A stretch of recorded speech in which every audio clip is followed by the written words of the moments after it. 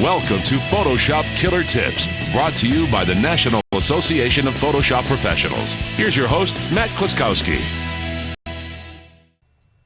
All right, so we're going to finish off the tips week for layer styles with one on how to get rid of a layer style but still keep the effects. Here's an example. The gradient overlay that we talked about in the last tip. Okay, it darkens the sky, keeps everything else good. Well, what we can do here is if I right click on it, because here's the problem. Let me show you the problem first, is you can see that it starts to affect a lot of the chairs as well. All right, and I don't really want it to bleed over there. So if I right click on the actual effect and I come down here to create layer, you'll see it puts it on a separate layer. So now I have total control of it because it's a layer. So I could take my eraser tool, I could come in here, not on the layer, on the actual gradient, and I could take my eraser tool and come in there and erase it from the portions of the layer where I don't want it to be on anymore. Whereas if it were a layer style, I can't do that anymore. And you can go to a different effect here.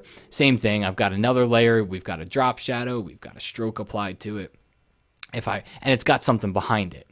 So let's say if I take my eraser tool, or you could do this with layer masking, of course, and I try to erase away because I want these little berries to show through. You could see it's still applying the stroke and the drop shadow all around it. So that's not what I want, but if I create layers from this, it forces everything into its own layer. So there's the stroke, there's the drop shadow. And probably the easiest thing to do is just select all three of them, merge them together, and now you can grab your eraser tool, and then you can come inside of there, and I'm not going to do a very good job in here because I'm not going to spend the time to do it, but you could come inside in there and you could actually go in and start erasing, and you'll notice that the stroke and the drop shadow from it are not actually wrapping around the photo anymore, that they're actually being removed, which is more the effect that we wanted.